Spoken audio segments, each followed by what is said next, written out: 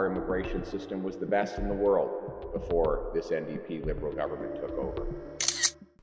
Immigration is totally out of control, with population growth 3 times faster than the growth in the housing stock, with massive rampant fraud in the international student program, in the temporary foreign worker program. Our young people can't find jobs because multinational corporations are bringing in low-wage workers from poor countries in temporary positions at Tim Hortons and elsewhere. All these workers are good people. They're decent, hardworking. They're making great sacrifices, but they are being exploited by the greed of government and corporations combined. Our immigration system was the best in the world before this NDP Liberal government took over. And of course, now in this moment of incredible weakness, we will end the abuses of our immigration system, including by reducing the numbers, ending the abuses in the temporary foreign worker and international student program that have grown up under the NDP Liberals. So what is Trudeau doing now? Well, they're going to change the name of the leader, but they're going to keep everything else the same. They're going to bring in either carbon tax Christia or carbon tax Carney. But both of them are just like Justin. They all supported his carbon taxes. They supported his housing policies, his immigration policies.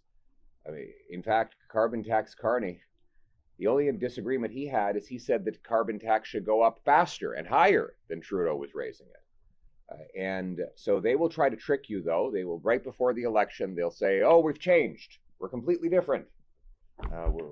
Ignore everything we've done for the last 9 years. But of course, they haven't changed. If they were ever given the chance, they would not only do the same destructive woke agenda, but they would do it on steroids. So the answer, my friends, is we have to fire this NDP Liberal government and bring home the country that we knew and love, a country where hard work earns a powerful paycheck and pension that buys affordable food and homes in safe neighborhoods. That was the promise of Canada. When I was a kid growing up to 2 school teachers, they taught me, if you work hard, you can do anything in Canada. And they were right. That was the country my wife came to as a refugee from Venezuela. 6 people in a small basement apartment in East End working class Montreal. Her dad would go out into a farm field and pick fruit so that he could pay the rent. That's how they started, and now they've all been very successful. That's the dream every Canadian should enjoy, and we're going to bring home Canada's promise. It will cut taxes on work, investment, making stuff in Canada, home building, and the purpose will be to bring home paychecks and production to this country with a common sense plan to axe the tax, build the homes, fix the budget, and stop the crime. We will axe the carbon tax to lower gas, heat, and grocery bills. We will cut income tax so that hard work pays off and you bring home more of each dollar you earn. We'll take the GST off, the federal sales tax off new homes to save you up to $50,000 on your purchase.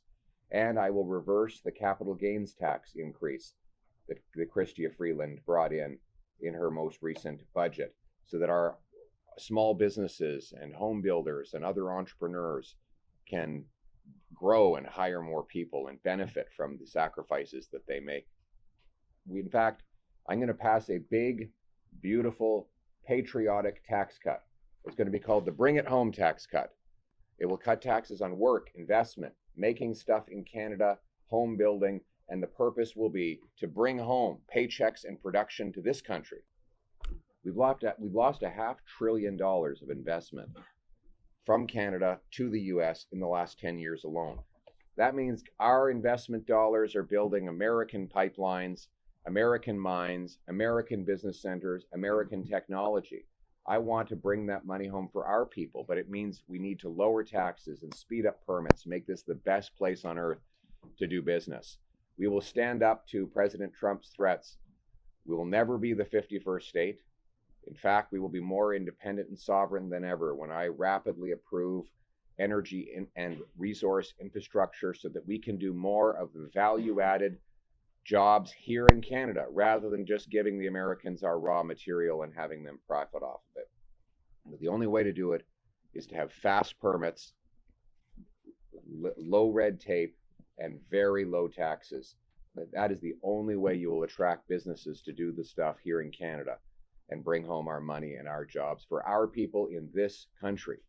We will have homes again. We're going to build more homes. Not only will I take the sales tax off new homes, I will incentivize local governments to speed up permits, free up land, and cut development taxes to build 15% more homes per year.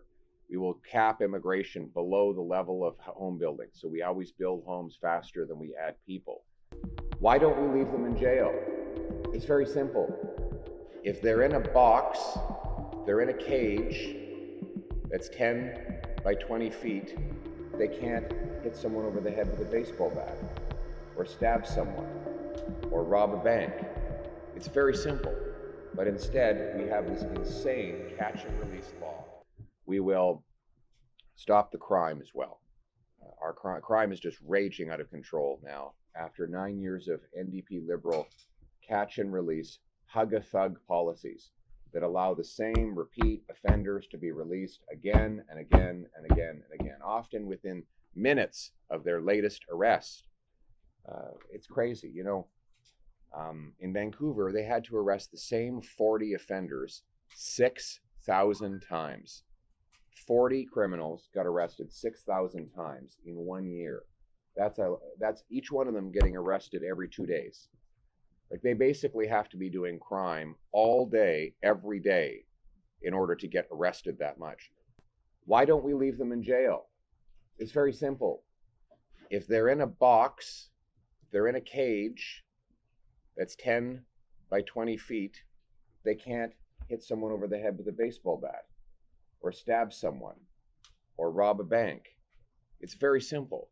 But instead, we have this insane catch and release law, C-75.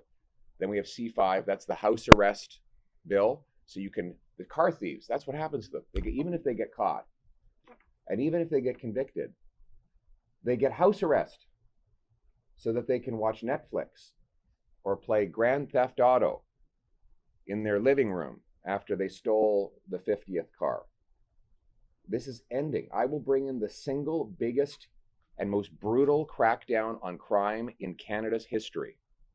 We will be ruthless in cracking down on this scourge of crime, and we will put an end to it. These people will be in jail, and the small-time criminals, you know what? They will stop doing crime because they will be terrified of the consequences, because there will be very serious and very ugly consequences for criminals when I'm Prime Minister. We will secure the ports with high-powered scanners to interrupt the stolen cars and drugs and guns that come across. We'll have more frontline CBSA officers, boots on the ground to stop transnational crime, human trafficking, gun smuggling. And we will pay for it by canceling the ridiculous multi-billion-dollar gun grab. They want to take away the property of licensed, law-abiding, trained and tested hunters and sport shooters. We know that the licensed firearms owners are not the problem.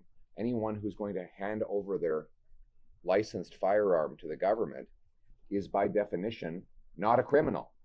So that's not the guy we need to go after. We need to go after the guns that come in. 82% of guns for crime in Toronto come from smuggling. They're already banned. They're already illegal. We need to ban the criminals. We're going to ban drugs. Shut the drug dens, no more of these consumption sites that terrorize and ruin communities. Instead, we'll put the money into treatment and recovery services to bring our loved ones home drug-free. And we will keep our nation safe with a stronger military. I intend to cut foreign aid, and I will put that money into rebuilding our armed forces. Bring our money home for our soldiers, sailors, and airmen to secure our North American continent. And what I will say to our American friends, we want a secure North America, but we need a strong economy to do it. Drop your tariff threats. Let's deepen our trade ties. And we will use the resulting economic growth to help fund a bigger, more powerful Canadian military that will keep the Russians, the Chinese, and other aggressive players out of our Arctic, that will keep us secure and safe from terrorists and drug runners. This is how we will be strong. We will take back control. Everything is out of control right now. but we are going to take back control of our lives and our country. We're going to bring home Canada's promise and make this the best land of opportunity the world has ever seen. Thank you very much. Let's bring it home.